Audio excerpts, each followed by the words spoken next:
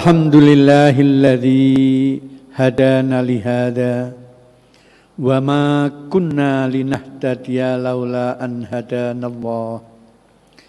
Asyhadu an la ilaha illallah wahdahu la syarikalah wa asyhadu anna Muhammadan abduhu wa rasuluhu la nabiyya ba'dah.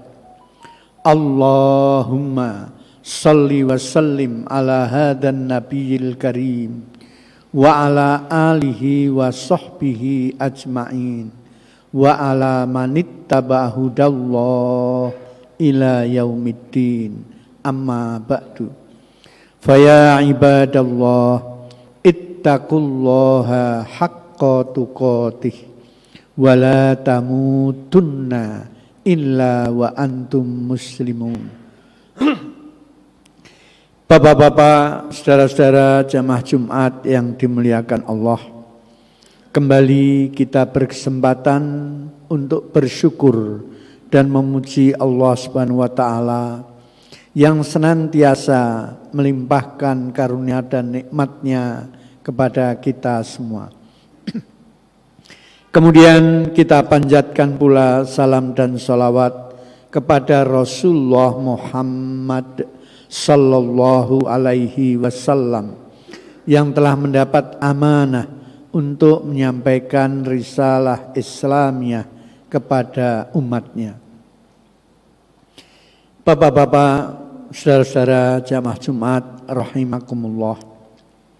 Saat ini kita berada pada pekan kedua dari tahun 2022.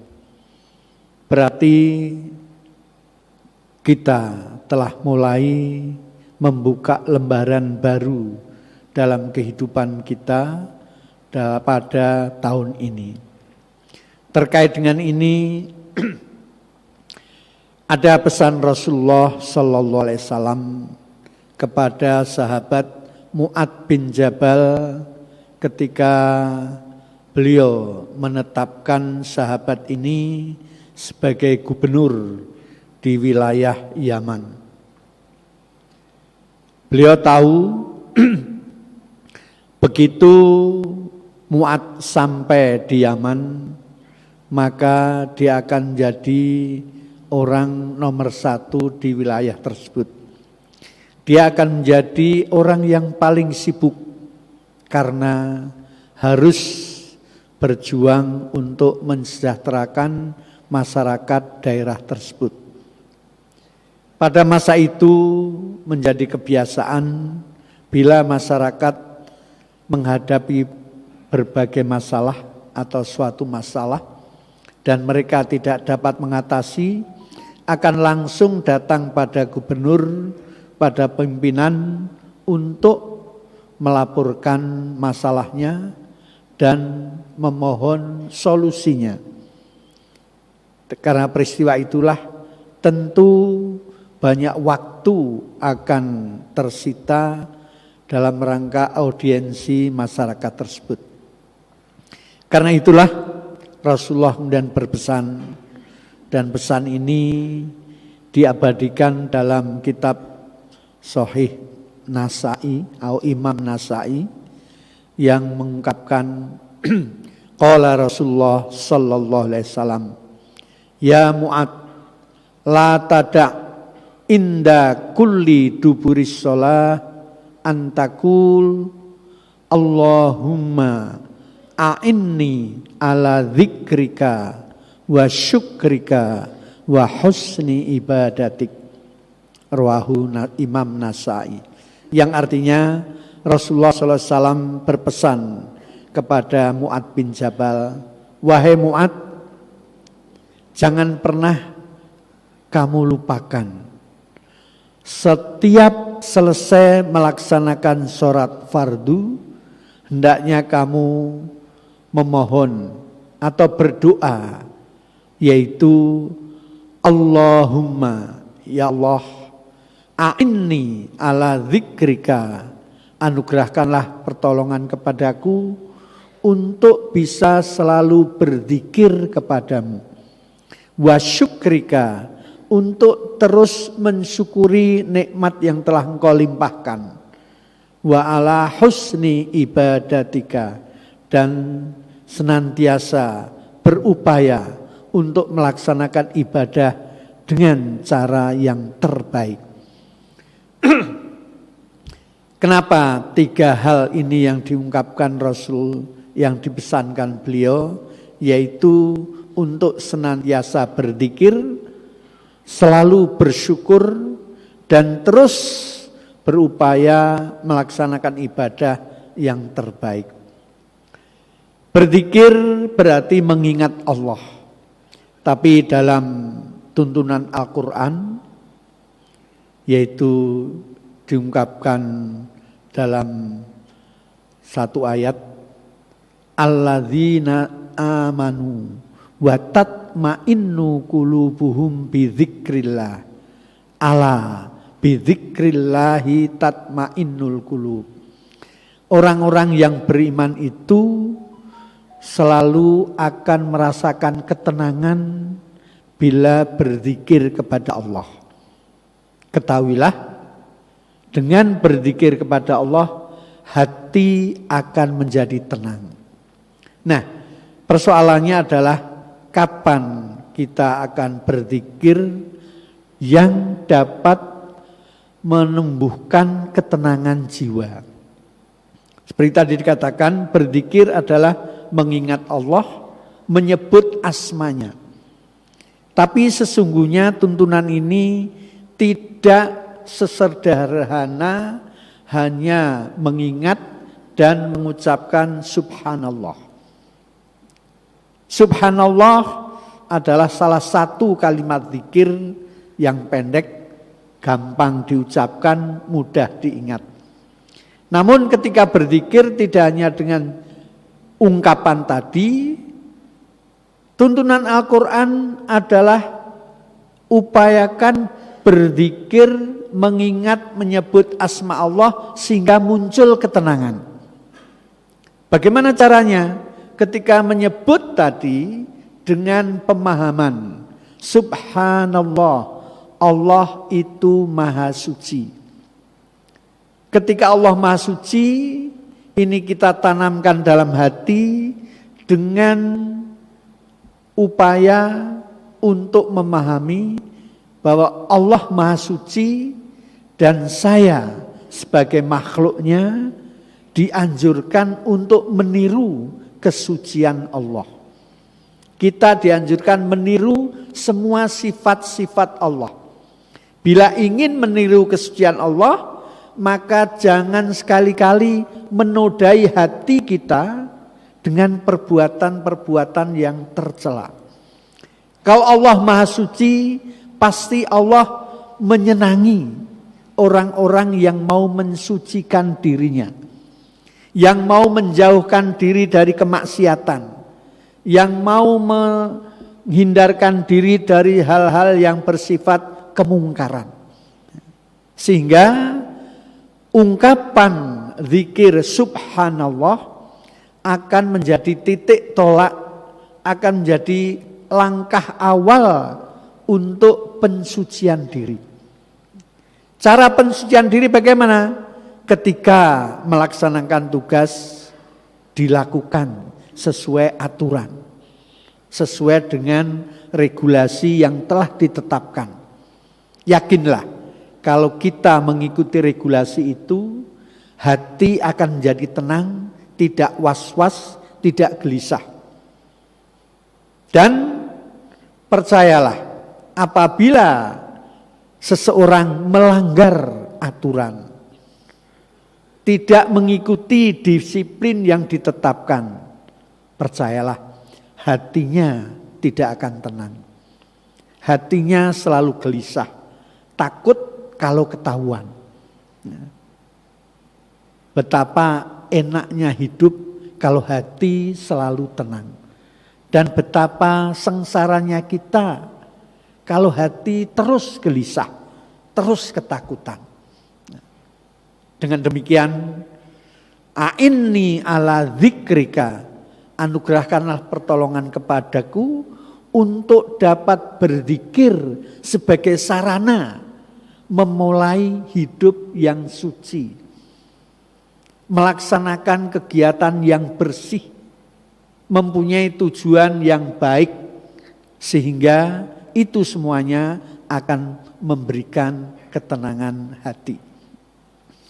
Kemudian yang kedua, wa ala syukrika, dan anugerahkan kepadaku kemauan untuk terus bersyukur atas segala nikmat yang telah Kau limpahkan. Kita semuanya hidup secara materi, kita yakini dapat seperti ini karena upaya masing-masing. Bisa jadi dengan keterampilan yang dimiliki, bisa jadi dengan penguasaan ilmu yang diserap, bisa jadi dengan ketekunan. Namun secara rohani kita pun mestinya mengakui ini semua bisa terjadi juga karena adanya peran Allah yang selalu melimpahkan nikmatnya. Ketika ada orang berhasil sukses dalam usahanya, maka saat itu akan ada dua sikap. Sikap pertama, saya berhasil karena ketekunan saya, karena kerajinan yang saya lakukan, karena ilmu pengetahuan yang saya miliki. Bila seseorang mengatakan demikian, maka pada awalnya akan muncul rasa ujub. Ternyata saya pinter, ternyata saya selalu berhasil. Ini akan menyebabkan munculnya kesombongan. Tapi sikap yang lain adalah, alhamdulillah saya berhasil menyelesaikan tugas ini. Kata alhamdulillah mensyukuri bahwa dalam keberhasilannya ada peran Allah, ada pertolongan Allah yang menjadikan dia berhasil melaksanakan tugas-tugasnya. Di sini akan muncul tawadhu, rendah hati. Kalau tidak karena pertolongan Allah, saya tidak akan berhasil menyelesaikannya. Kemudian kalau tidak karena kekompakan tim, saya tidak akan sukses mencapai hasil akhir yang baik. Nah, di situ dia akan bersyukur pada Allah, akan berterima kasih pada teman-teman, kolega atau timnya dalam pencapaian yang telah dilakukannya itu. Di sini akan menimbulkan sikap rendah hati. Karena itu, setiap orang yang selalu mensyukuri nikmat Allah, yang notabene nikmat itu seringkali datang dari teman-temannya, dari orang-orang lain, dari kolega kerja, bisa jadi dari tetangga, sehingga peran mereka dapat mendorongnya mencapai kesuksesan. Maka di situ dia akan menghargai teman yang lain, akan berterima kasih pada koleganya, dan tidak merasa ini hanya hasil karyanya. Nah, disitulah ala syukrika, pesan tadi mengisyaratkan agar kita selalu mensyukuri nikmat Allah, baik yang kecil maupun yang besar. Karena dengan bersyukur Allah berjanji, la in syakartum la azidannakum. Kalau kamu mau bersyukur, pasti nikmat yang dianugerahkan akan ditambah kembali.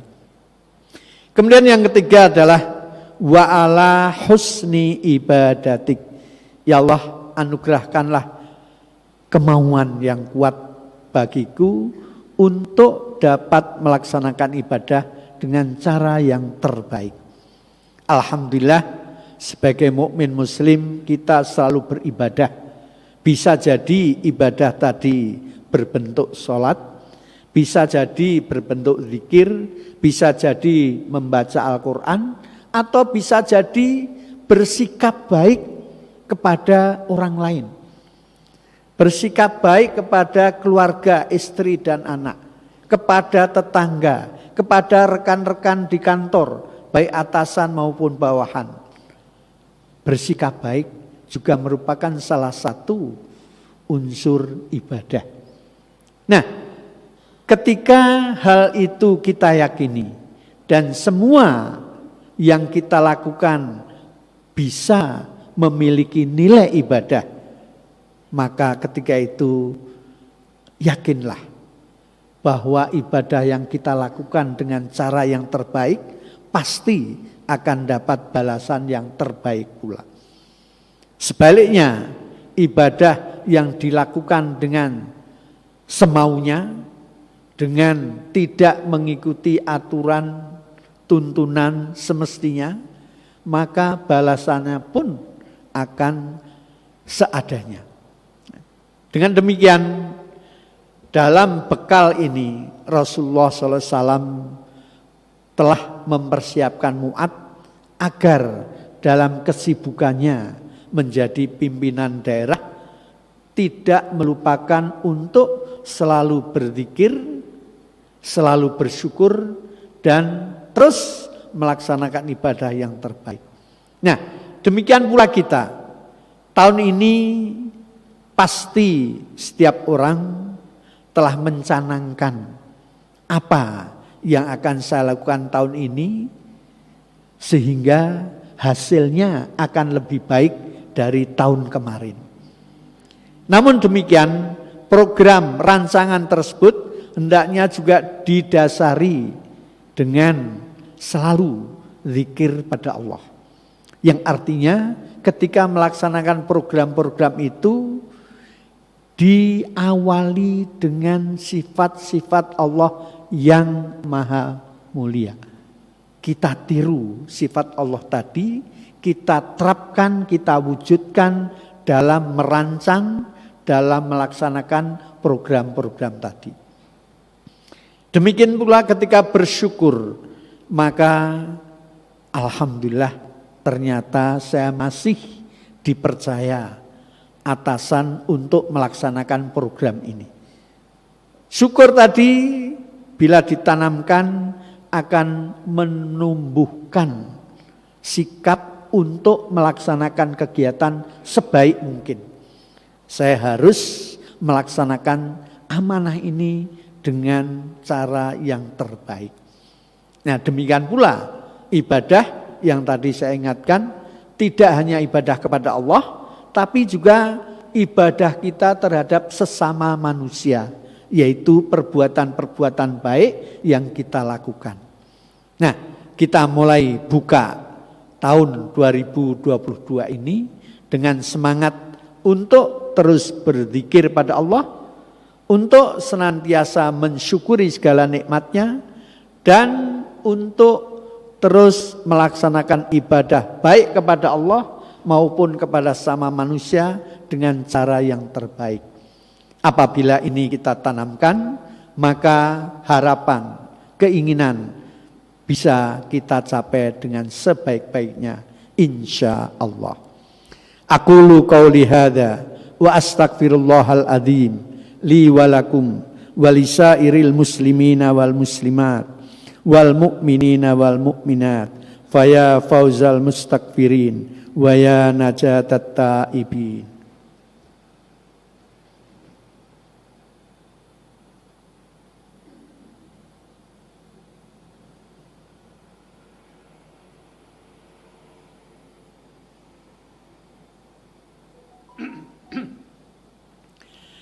Alhamdulillahi rabbil alamin wa bihi nasta'in ala umurid dunya waddin. Asyhadu an la ilaha illallahul malikul mannan wa asyhadu anna Muhammadan abduhu wa rasuluhu khairul anbiya'i wal insan. Allahumma salli wa sallim ala hadzal nabiyil karim wa ala alihi wa sahbihi ajma'in wa ala manittaba'ahu hudallah ila yaumiddin. Amma ba'du.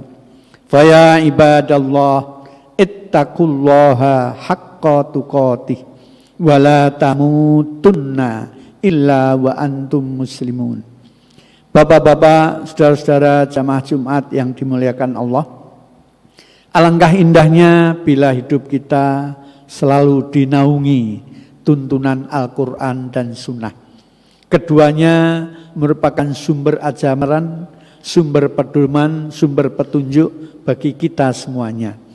Yakinlah dengan mengikuti keduanya, pasti hati kita menjadi tenang, hidup kita menjadi tentram, dan jiwa kita pun akan mendapatkan pencerahan. Untuk itu marilah kita memohon pada Allah agar semua yang telah kita lakukan pada hari-hari yang lalu selalu mendapat ridhonya. Dan apapun yang kita programkan, yang sedang kita rencanakan, selalu dalam restu dan lindungannya.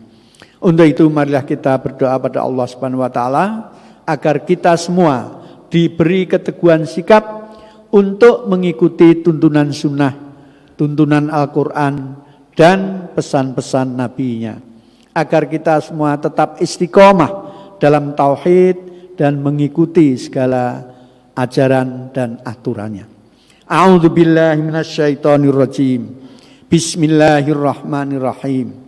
Allahumma salli wa sallim ala Muhammad wa ala ali Muhammad an kulli sahabati Rasulillahi ajma'in walhamdulillahi rabbil alamin.